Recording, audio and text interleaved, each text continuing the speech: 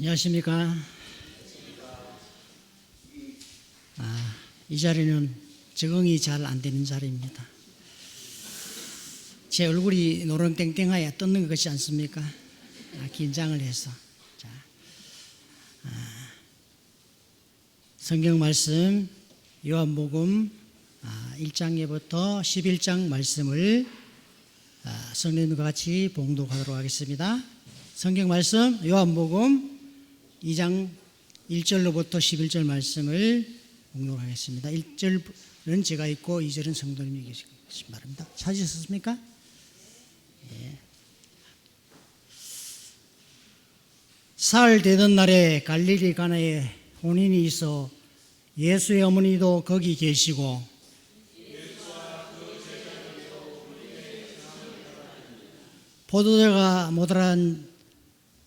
포도주가 모자란지라 예수의 어머니가 예수에게 이르되 저희에게 포도주가 없다 하니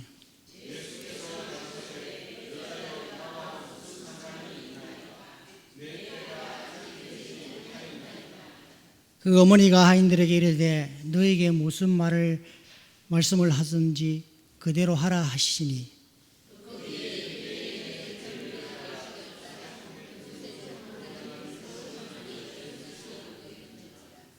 예수께서 저희에게 이르시되 항아리에 물을 채우라 하신즉 9가지 채우니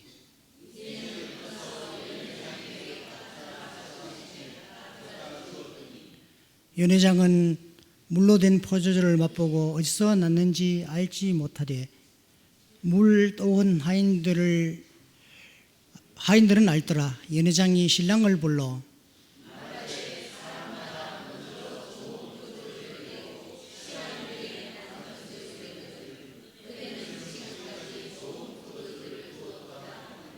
예수께서 이 처음 표적 갈릴리 가나에서 행하여 그 영광을 나타내심에 제자들이 그를 믿으니라. 아멘. 작년에 우리 목사님이 부임을 하시고 성경을 우리가 화요일마다 연구를 하며 이렇게 때로는 토론을 하고 때로는 목사님께서 말씀하시는 1년의 기간이 되어서 이제 계시록 말씀만 남겨두고 우리가 성경을 연구했습니다. 저도 때로는 토론을 하고 또 목사님 말씀을 들으면서 1년 넘는 기간 동안 성경의 말씀 중에 특별히 이 요한복음에 대해서 제가 깊은 감명을 받았습니다. 그래서 요한복음을 읽는 중 가나 혼인잔치를 특별히 오늘 성도님들에게 또 같이 공부하는 계기를 삼게 됐습니다. 자, 예수님의 사랑하는 제자 요한은 사복음서를 쓴 저자 중에 하나입니다. 마태, 마가, 누가는 공간복음을 썼지만은 요한은 공간복음과는 조금 다르게 기술한 사람입니다. 요한은 성경의 말씀을 보면 그의 성정이 우리 아들이라고 합니다. 그래서 불의한 일을 당하면 모세의 율법대로 눈에는 눈, 이에는 이로 반드시 복수를 하는 그런 결함이 있는 성격을 가지고 있는 사람입니다. 예수님은 그 큰 결점을 가지고 있는 사람인 요한을 그 내면 속에 감춰진 쾌활하고 유쾌한 면을 예수님께서 보셔서 예수님을 그의 사랑하는 제자라고 그렇게 말씀하심으로 인하여 아주 친밀하고 또 예수 그리스도와 함께 먹는 일이 늘 많은 그런 요한이었습니다. 그래서 그의 사랑하는 제자라고 스스로 요한이 말할 수 있을 정도로 예수님과 친밀한 관계였습니다. 또 요한은 그 부모는 그 지방에서 굉장히 큰 부자였습니다. 예수님이 3년 반 동안 공생애를 하시는 동안 어디서 그 필요한 물품을 썼겠습니까? 요한의 부모가 그 필요한 물품을 다 공급하고 또 잠자리도 요한의 집에서 많이 잤다고 했습니다. 예수님이 십자가에 달려 돌아가실 때 그의 어머니 마리아를 부탁한 사람도 요한입니다. 보라 내 어머니로라. 그러면서 요한에게 어머니를 부탁하고 그를 부탁하심으로 인해 가지고 요한이 일생 동안 그 어머니를 봉양한 것 같이 그 어머니를 맡길 만한 그 친밀한 관계를 가지고 있는 사람이 요한입니다. 요한이었습니다. 자, 요한복음을 기록할 당시에는 자, 1세대 기독교인들, 다시 말해서 베드로와 사도 바울과 이런 사람들은 거의 죽었거나 뒤로 물러앉은 상태가 된 1세기 그리스도인 사도들은 다 물러간 뒤 서기 70년경에 요한은 아직 살았을 때 이제 1세대가 물러간 후에 그리스도교는 너무나 경건성을 잃어버렸어요. 다시 말해가 지금처럼 예수 그리스도께서 주신 그 부활의 능력이 없어졌고, 그러므로 경건성이 쇠퇴함으로 인하여 예수님의 성육신을 부인하는 그런 사건들이 자주 일어났고, 또 1세대를 통하여서 이제까지 온 유대와 사마리아와 땅 끝까지 전하는 그 복음이 이제 복음이 쇠퇴함으로 인하여 다시 유대계 지도자들이 박해가 일어났습니다. 이 기록한 요한복음은 이제까지 공간복음은 달리 시간과 장소를 명확히 했다는 것입니다. 예수님께서 유월절을 지키신 것이 3번을 유월절을 지키셨는데 마태, 마가, 누가는 한 번밖에 유월절을 기록하지 않았습니다. 그러나 요한은 3번에 걸쳐서 예수님께서 3년 반 동안 공생애를 낸 것이 정확하게 기록을 하고 있다는 것입니다. 요한복음 2장 13절, 6장 4절, 3장 1절에 그렇게 유월절에 대해서 언급을 함으로 인하여 요한의 1세대가 지나갈 때 그 타락한 기독교인들을 위해서 요한이 제시한 그 말씀에는 그리스도의 성육신, 예수 그리스도께서 인간이 되셔서 이 땅에 오신 것을 부인하는 사람들에게 성육신에 대해서 다시 한번 복음을 제시하는 그런 계기가 되었고, 예수 그리스도의 참된 사랑과 참된 인생에 대해서 다시 한번 이 요한복음을 쓰므로 인해 가지고 그 복음이 여러 사람들에게 예수 그리스도의 참 인생을 제시했다. 예수 그리스도의 완전한 인생을 다시 한번 기술했다는 것입니다. 대속적인 죽음, 예수 그리스도께서 우리를 위해 죽으셨다는 대속적인 죽음을 다시 한번 여러 독자들에게 말씀을 하셔야 됩니다. 영광스러운 예수님의 부활.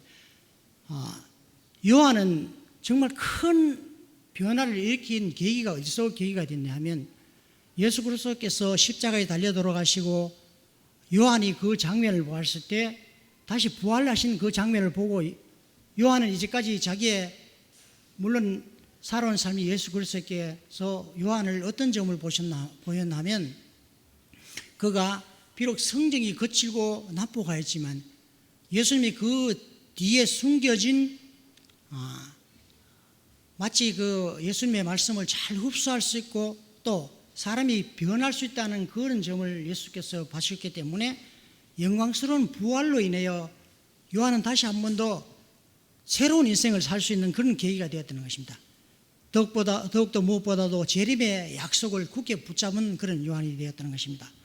자, 오늘 가나의 혼인잔치에 들어가서 예수님이 처음으로 이 갈릴리 지방에서 가나에서 혼인잔치에 참석하게 되었습니다. 가나라는 곳은 나사렛에서 북쪽으로 한 13km 떨어진 곳입니다. 자, 결혼이란 것은 남자나 여자나 성인이 되면 다 결혼을 하게 됩니다. 여기서 보면 결혼식을 하게 되는데 과연 이 결혼식이 누구의 결혼식인지 사실은 잘 알지 못합니다. 그러나 가나의 혼인잔치에 예수님의 어머니와 그 가족이 다 함께 참석했다는 것은 아마 친척의 결혼이라고 그렇게 생각합니다. 자, 화인 여사는 이렇게 말씀하셨습니다. 결혼식에 대해서 아담에게 하와를 배우라 주신 그리스도께서는 당신의 처음 이적을 혼인잔치에서 행하셨다. 친구와 친지들이 함께 즐기던 잔치 자리에서 그리스도께서는 당신의 공중봉사를 시작하셨다. 이리하여 그리스도는 결혼을 당신께서 친히 제정하신 제도로 승인하여 이를 윤허하셨다.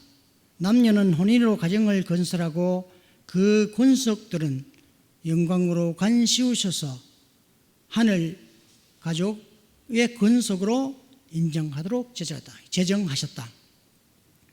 여기서 보면 예수의 어머니까지 초청을 받았다고 합니다. 분명히 이것은 친척들의 잔치에서 초청을 받은 것입니다. 여기서 보면 누구의 잔치였을까?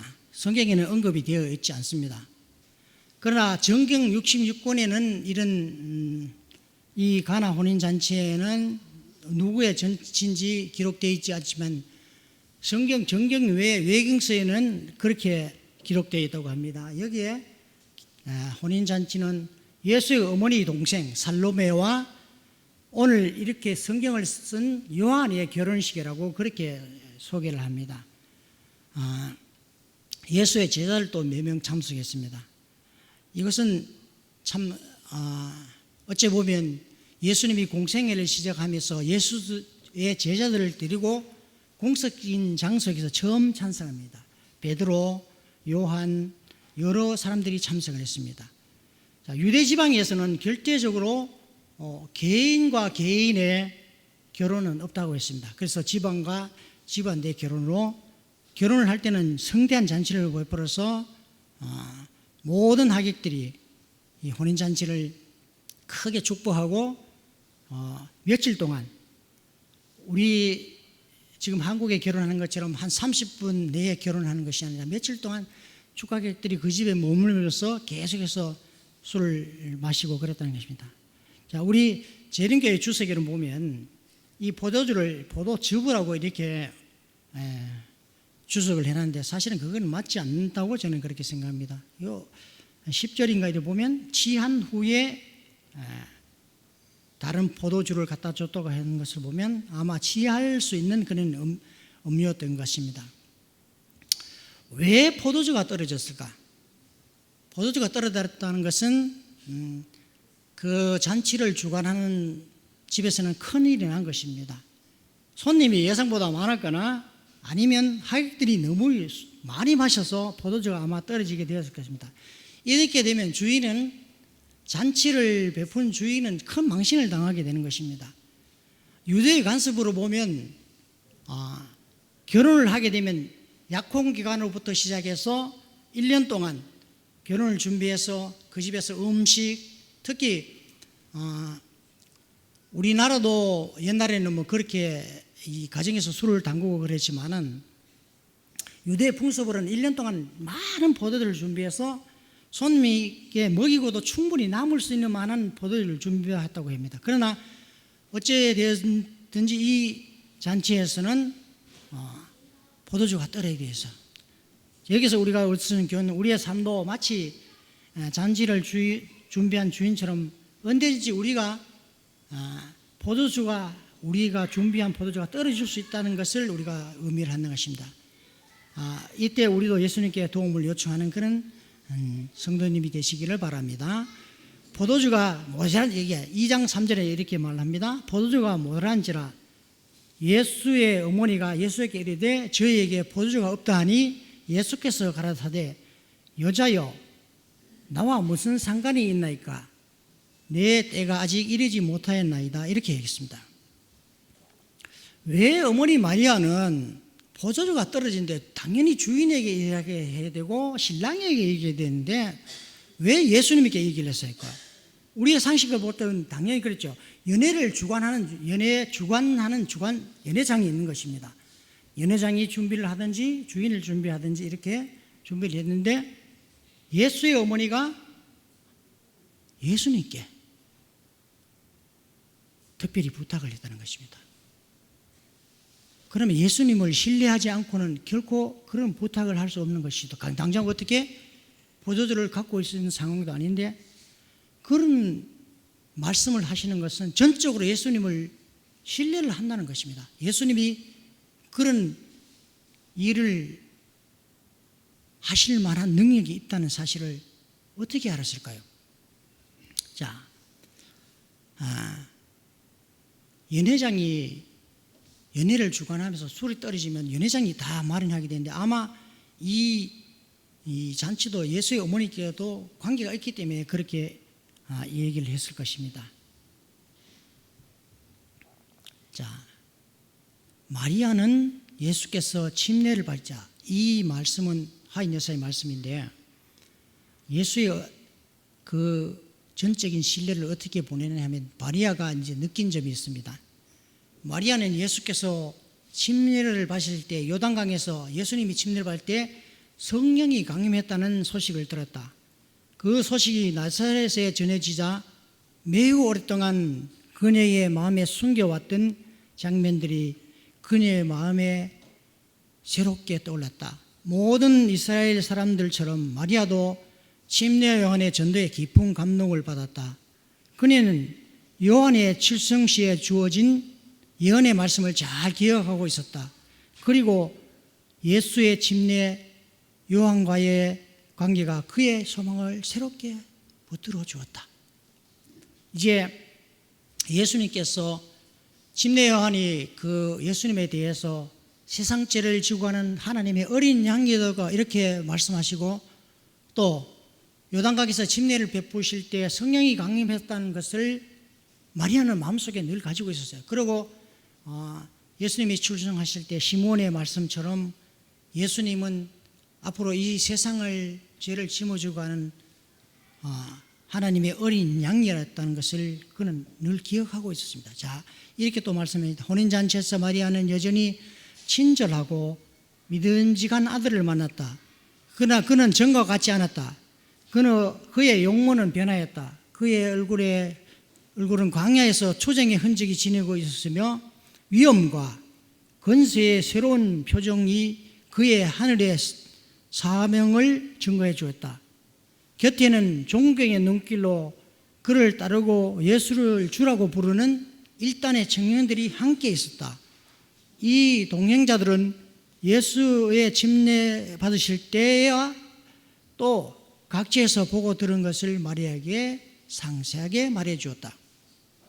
자, 예수님께서 공생애를 시작하기 전에 광야에서 시험을 40일 동안 받으셨죠. 그러면 성경에 보면 예수님이 변형되시다고 그렇게 말씀하십니다. 예수님의 얼굴에 피땀을 흘리고 기도하시고 난 후에 예수님의 용모가 변해졌어요. 아마 마리아는 예수님에게 그런 부탁을 할 때 예수님은 그전과 다른 용모를 지니고 있었으며 아마 그보다도 더 중요한 것은 침례 요한의 그 마지막 사역과 또 제자들이 함께 오므로 인하여 이제까지 전적으로 신뢰를 보지 못한 그 마리아도 예수님에 대해서 하나님의 아들이라는 사실을 다시 한번 자각함으로 인하여 그 40일 동안 시험이 예수님이 이제 정말 공생애를 시작하는 그런 기간이 되었다고 마리아를 느꼈기 때문에 그런 부탁을 하십니다. 여기 보면 여자여 나와 무슨 상관이 있나이까 이렇게 말했습니다. 한국의 정서로 보면 여자여 나와 무슨 상관일까 이렇게 하면 한국말로는 싸가지가 없는 것이죠. 엄마한테 무슨 아무리 육신의 어머니라도 여자여 이렇게 얘기하겠습니다. 그래서 제가 이 말을 늘 참 너무 이 얘기가 좀 이상하다 싶어서 주석을 찾아봤더니 이 여자여라는 말은 우리 한국에서 번역했기 때문에 여자라고 얘기하지만 팔레스타인의 그 정서적인 여자여 이런 말은 최고의 공경을 나타낸 말이라고 그렇게 했습니다. 자, 여기 한번 보시죠. 성경절 19장 26절에 이렇게 보면 예수께서 그 모친과 사랑하는 제자가 곁에 섰는 것을 보시고 그 모친께 말씀하시되 여자여 보소서 아들이니이다 하시고 마지막으로 어머니 요한에게 봉양을 부탁하였습니다. 여자여 이런 말은 여기서 보면 어머니를 제대로 준다. 이 말씀 무슨 말씀입니까? 예수님께서 십자가에 달려 돌아가실 때 요한에게 어머니를 부탁할 때 예수님이 돌아가시기 전에 여자여 보소서 아들이다 하고 이렇게 그러면 예수님이 돌아가시기 전에 여자애 하는 걸 낮은 말로 했겠습니까? 여자애 하는 말이 이게 높인 말로 이렇게 했습니다. 출애굽기 20장 12절에 이렇게 했습니다. 내 부모를 공경하라. 그리하면 너희 하나님 나 여호와가 내게 준 땅에서 내 생명이 길리라고 이렇게 말씀합니다. 이 땅의 창조자이신 예수님께서 부모를 공경하라는 말을 했는데 부모를 함부로 홀대하겠습니까? 그래서 이 여자애 하는 말도 예수님께서 최고 존칭을 사용했다는 사실을 우리가 말합니다. 자, 예수님께서 그 어머니에게 이렇게 말했습니다. 나와 무슨 상관이 있나이까? 이 말도 또 우리가 알아듣기 힘든 말입니다. 당신이 내게 무엇입니까? 라고 하는 표현이라는 걸 말씀입니다. 여기서 우리가 분명히 알아야 될 사실 중에 하나가 이제까지 예수님은 육신의 아들로서 어머니와 아들의 관계였지만은 사람이 자신과 관련된 고유의 영역을 벗어났다는 것입니다. 이제 예수님께서는 하나님의 아들로서 이제 공생애를 시작함으로 인하여 인간적인 관계에서 어머니와 아들로의 관계에서 고유적인 영역에서 벗어나서 이제 하나님의 아들로서의 사명을 시작할 때라고 이렇게 말했습니다. 그래서 분명한 관계를 이렇게 긋기 위해서 나와 무슨 상관이 있나이까 이렇게 말했습니다. 내 때가 아직 이르지 않았다는 말은 무슨 말인가? 예수님의 때는 언제입니까? 예수님은 공생애를 시작하시면서 사실은 자기가 메시아로 이렇게 표현하기를 소망했습니다. 그러나 아직 그 때가 차지 않았기 때문에 예수님은 때가 이르다고 그렇게 계속해서 말씀해 주십니다. 어느 때든지 간에 예수님은 그 말씀을 하실 때가 있으리라고 그렇게 생각했는데 이렇게 예수님의 때는 언제인가 이렇게 우리가 묻게 되면 마태복음 26장 18절에 가라사대 성안 아무에게 가서 이르되 선생님 말씀이 내 때가 가까웠으니 내 제자들이 함께 유월절을 내 집에서 지켰다 하시니라 하신다 이렇게 말씀하셨습니다. 이제는 이제 비록 예수님께서 공생애를 시작하시지만 이제 때가 가까워졌습니다. 예수님 때가. 예수는 이 말씀으로 내가 배반을 당하던 때에 밤에 그렇게 말씀하시다. 내 때가 가까우니라 하고 그 말씀을 하심으로 인해 가지고 십자가에 돌아가시는 그런 사건이 발생했다는 것입니다. 자, 이제 성경 말씀으로 다시 돌아가서 예수님이 물을 포도주로 바꿔놓은 것은 연금술사가 하는 것이 아닙니다. 오직 창조주이신 예수 그리스도만이 이 물을 포도주로 바꿀 수 있는 것을 할 수 있다는 것입니다. 예수님께서는 우리에게 순종을 요구하십니다. 제때는 우리의 순종으로 가지고 갈 때 하나님께서 모든 것을 들어주신다는 것입니다. 예수님께서는 공생애 동안 수많은 사람에게 예수님이 무엇을 해주시기를 바라셨습니다. 얼마나 많은 사람들이 예수님께 병낫기를 요청하셨고 예수님께서 공생애를 시작하고 하실 때 예수님께 구원의 길을 묻는 자들이 너무나 많습니다. 또 병낫기를 강구하는 자들, 또 예수님의 제자들은 이렇게 요구했습니다. 예수님께서 이 나라의 왕으로 오실 때 하나는 우편을 하나는 좌편에 앉기를 원하는 그 요한의 어머니가 그렇게 요청을 한 것 같이 예수님의 모든 제자들도 이 땅에 예수님이 유대의 왕으로 오실 것을 기대하고 그분을 따랐다는 사실입니다. 가룟 유다는 자기의 욕심에 따라서 예수 그리스도가 이 땅에 왕으로 등극하면 자기도 한 자리를 차지할 것이라고 그렇게 생각했기 때문에 예수님은 자기의 사명과 배치된 일 외에는 모든 것을 다 들어주셨지만은 그 방법은 들어주지 않았어요. 그러나 가룟 유다는 방법을 잘못 선택을 했죠. 예수께서 막다른 길로 몰면 예수께서 이 땅에 왕으로 등극하실지 모른다는 것을 자기는 그렇게 생각하기 때문에 방법을 잘못 선택했기 때문에 그는 멸망의 길로 갔던 것입니다. 자, 물이 어느 때에 포도주로 변했을까? 여러분은 어떻게 생각합니까? 자, 9가지 물을 채우고 물을 떠서 갖다 주었을 때, 자, 물을 떠서 항아리에 채울 때 물이 포도주로 변했다. 또 항아리에 물을 9가지 다 찼을 때 또 물을 떠서 연회장으로 에게 갖다 주었을 때 변했다. 어떻게 생각하십니까? 어떤 때 물을 포도주로 변했을까요? 자, 이렇게 얘기합니다. 하나님은 철저한 순종을 요구한다. 또 항아리에 물을 떠서 연회를 주관하는 연회장으로 가지고 갈 때에 믿음으로 순종으로 물이 포도주로 변했다. 이렇게 했습니다. 자, 항아리를 왜 쓰셨나? 왜 항아리는 또 6개이신가? 오늘 제가 제목을 7개의 항아리로 그렇게 찍었잖아요. 자, 예수께서 저에게 이르시되 항아리에 물을 채워라 하신지라 이렇게 했습니다. 항아리에 물은 유대인의 결례를 할 때 쓴다고 합니다. 결례는 무슨 말입니까? 유대인들은 그 건조한 지방에 살기 때문에 나갈 때 손발을 씻고 또 들어올 때 신과 발을 씻고 또 손을 씻고 음식을 먹을 때도 손을 씻는 그런 항아리가 6개 있다는 것입니다. 그래서 그 물을 채우고 항아리를 물을 떠서 그 하객들에게 갖다 줄 때 항아리 물이 포도주로 변했다는 것입니다.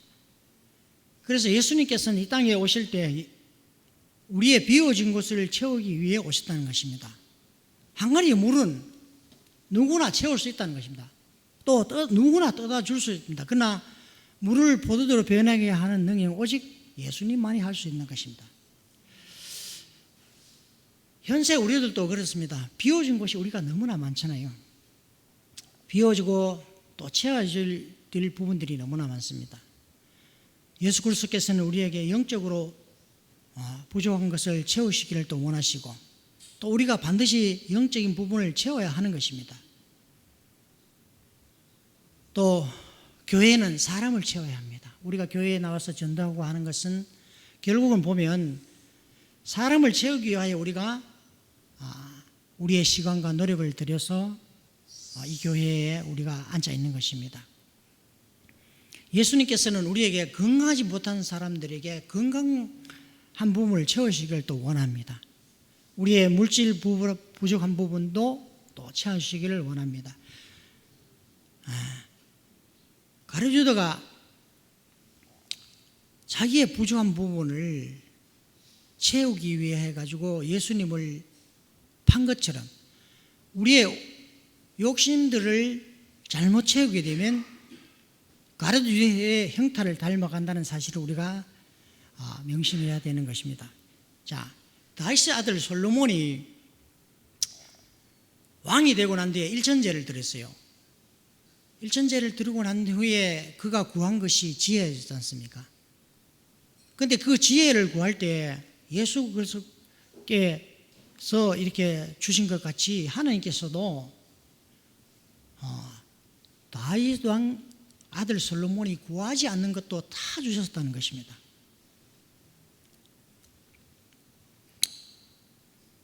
하나님은 그를 정말 어여삐 보시는 것 같아요. 잠깐 제가 물을 한 잔 좀 먹고 하겠습니다.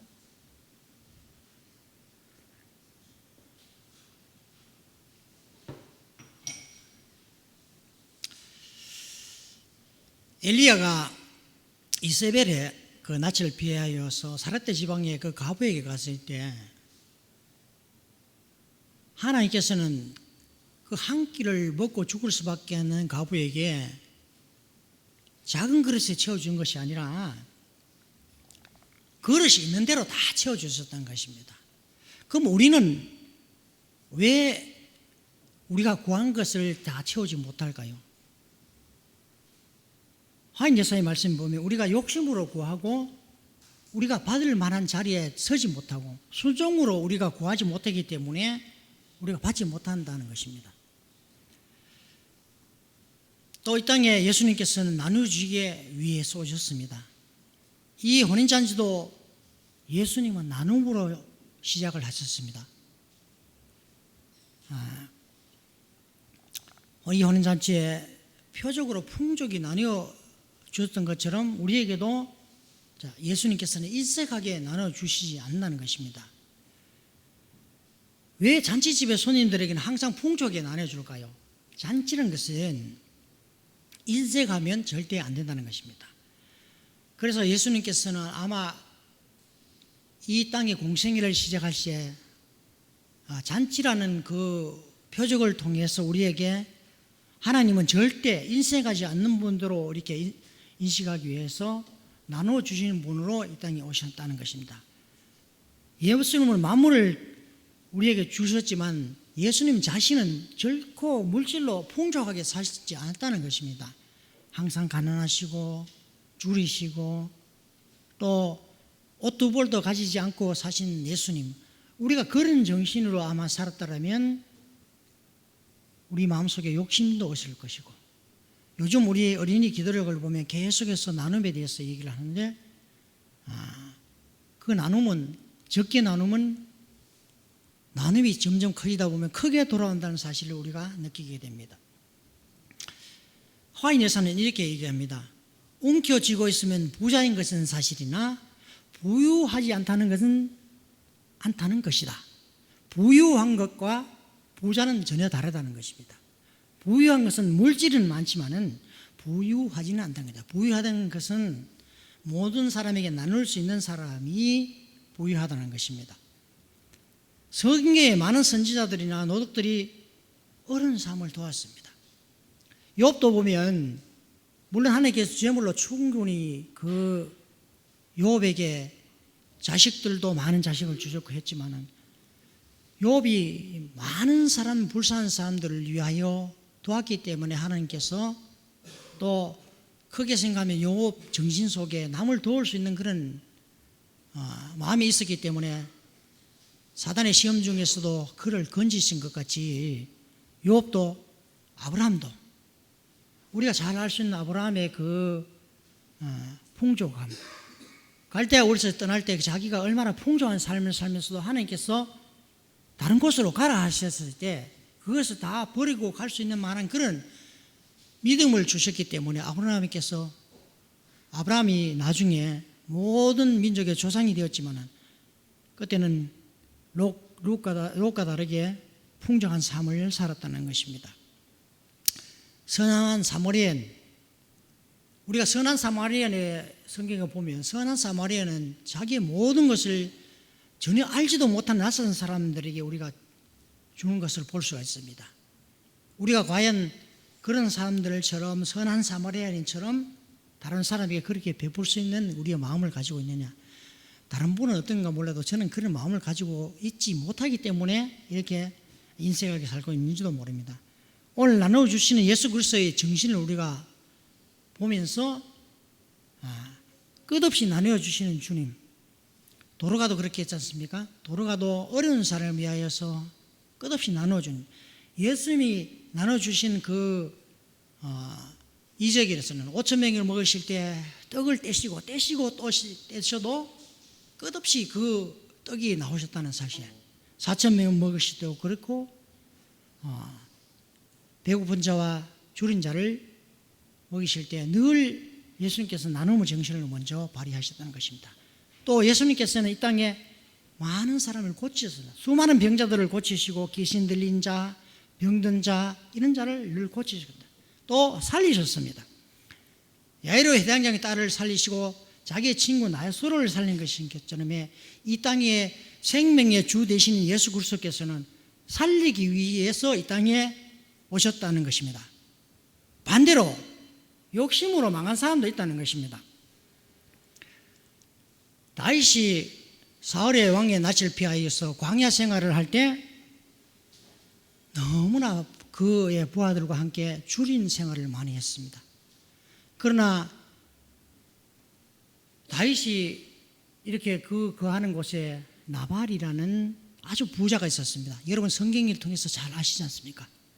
나발은 너무나 재산이 많아서 어떻게 창고에 쌓을까를 고민할 정도로 많은 사람이 있는데, 그러나 나발이 가지고 있는 재산을 때로는 적으로부터 또 강도들로부터 때로는 그 야생동물로부터 습격으로부터 다윗의 부하들이 지켜주고 보호하여 주었는데도 줄이고 배고플 때 먹을 양식을 요구했습니다. 그러나 나발이 자는 성경에 보면 우둔한 자로 그러겠습니다. 그는 작은 양식을 요구했을 때 그를 지켜준 자들에게 인색함으로 되었습니다.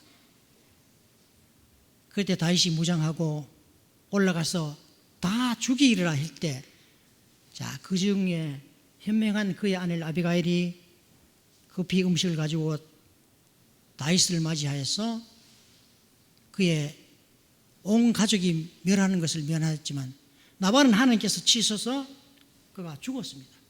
그렇게 자기가 가지고 있는 것을 나누지 못하는 그런 나발처럼 우리가 예수님처럼 모든 걸 주는 그런 정신을 배우지 않으면 우리는 나발처럼 망할 수밖에 없다는 사실입니다. 신할산 외투와 금덩어리를 또 그 금덩어리에 눈이 먼 아간 또 엘리야의 종 게하시 이런 사람들은 재물에 눈이 멀어서 자기의 가지고 있는 영성에 대한 그 소망을 단번에 잃어버렸다는 것입니다. 자, 가나의 혼인잔치의 영적으로 우리가 영적인 의미를 볼 때 몇 가지 측면을 볼 수가 있는 것입니다. 첫째, 신랑과 신부인 관계는 예수님과 우리의 관계를 신랑과 신부의 관계로 이렇게 말씀을 하시고 계십니다. 이사야 60장 5장에 이렇게 말씀하십니다. 마치 청년이 처녀와 결혼한 같이 내 아들들이 너를 지하하겠고 신랑이 신부를 기뻐한 같이 내 하나님이 너를 기뻐하시리라. 마태복음 25장 6절로 7절에 이렇게 말합니다. 5장과 6절에 이렇게 말합니다. 신랑이 더디 오므로 다 졸며 잘새 밤중에 소리가 나되 보라 신랑기로다 맞으러 나오라 하매 이때 부족한 사람들은 신랑을 맞으러 못 나왔죠. 밤중에 소리가 나되 보라 신랑이로다 맞으러 나오매 하매 이렇게 맞지 못하는 사람도 있습니다. 둘째, 혼인잔치가 있었으나 포도주가 떨어졌다. 이 부분은 예수님께 완전히 맡기는 것이 부족한 것을 채워주시는 측면도 있다는 사실입니다. 사실 성경의 본문으로 돌아가서 이렇게 항아리에 대한 얘기를 다시 한번 해보겠습니다. 성경에서 언급한 항아리가 6개가 있었습니다. 6개는 유대인이나 모든 사람들에게 그 부족한 부분을 나타내는 것이 6개라는 것입니다. 성경 보면 666이라는 숫자가 부족함을 드러내기에 기술한 것이라고 그렇게 얘기합니다. 모자람의 숫자가 6이라는 것입니다. 그 완전한 수 7. 오늘 우리가 제7일 안식일 예수 재림교회는 7째 날에 예배 드리기 위해서 우리가 이것에 오는 것입니다. 창세기를 통해서 보면 하나님께 경배를 드리고 제사를 드릴 때 그 제물로 쓰이는 제물이 7마리의 흠없는 제물을 쓰는 것이 그 제사의 기본이었습니다. 7이라는 숫자는 완전한 숫자입니다. 성경에 보면 7 촛대, 7인, 7 천사, 7 나팔 이런 것들이 완전한 숫자라는 것입니다. 예수님께서는 우리에게 끝없이 채워주시고 또 우리를 위해 준비해 주시고 어쩌면 예수 그리스도께서 용서의 정신을 베드로에게 말할 때 예수님 우리가 죄진 자에 용서해 주실 때 몇 번을 용서해 주실까요? 7번을 용서해 줄까요? 이렇게 물었을 때 예수님께서 말씀하시기를 7번을 70번을 용서하여라. 이것도 다 예수님께서는 완전한 숫자를 말씀하시는 것입니다. 예수님께서 이 혼인잔치에 말씀하시기를 이렇게 얘기합니다. 혼인잔치의 말씀을 보면서 우리가 영적으로 오도해야 할 경우는 우리는 부부나 가족은 언제든지 이별의 아픔을 당하게 되지만 예수님은 그분의 이름을 부르는 자들에게 늘 우리의 신랑이 되시고 믿음의 구원자가 되심을 예수님이 우리에게 약속을 하셨습니다. 자, 우리가 예수님의 이름을 부르는 모든 사람들은 우리의 입술로 예수님을 시인하기만 하면 매일 우리의 인도자가 되시고 또 우리의 신랑이 되신 예수 그리스도께서는 오늘 혼인잔치에서 부족한 부분을 채워주시는 것 같이 우리가 진정으로 구하고 또 하나님 앞에서 우리가 하나님을 인정하는 우리의 모든 말로 예수 그리스도께서 먼저 우리 영적으로 채워주시고 또 우리의 삶 속에서 부족한 부분을 채워주시는 예수 그리스도가 우리에게 있다는 사실을 생각하면서 말씀을 마치도록 하겠습니다.